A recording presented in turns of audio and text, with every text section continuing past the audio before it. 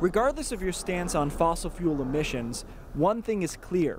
Those resources are finite, and a long-term energy plan must include renewable sources. Maine, due to its largely rural nature, is a perfect candidate for wind turbines that work via kinetic energy to produce electricity. Not surprisingly, there's a strong weather angle when it comes to these turbines. They do best in prevailing but generally light winds. In fact, when winds get too high, say during a nor'easter, the turbines actually rotate to absorb less of the wind and eventually shut down.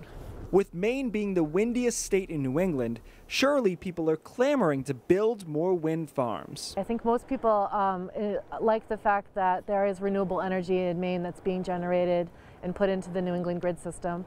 But I don't think that people are open to having it right where they live.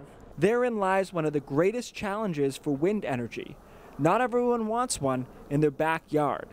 As a study of fact, the turbines are, on average, hitting homes with the same decibel level as refrigerators running inside, and, contrary to popular belief, do not kill birds at an elevated rate. But still, there's the aesthetic.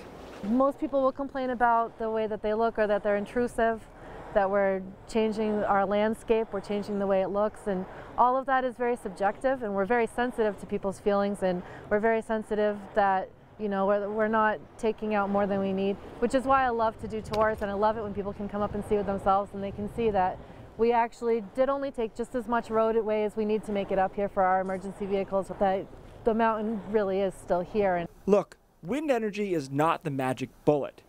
It currently plays a strong supplemental role in Maine's energy picture, accounting for almost 14% of generation last year. But it has one limiting issue all renewable sources have.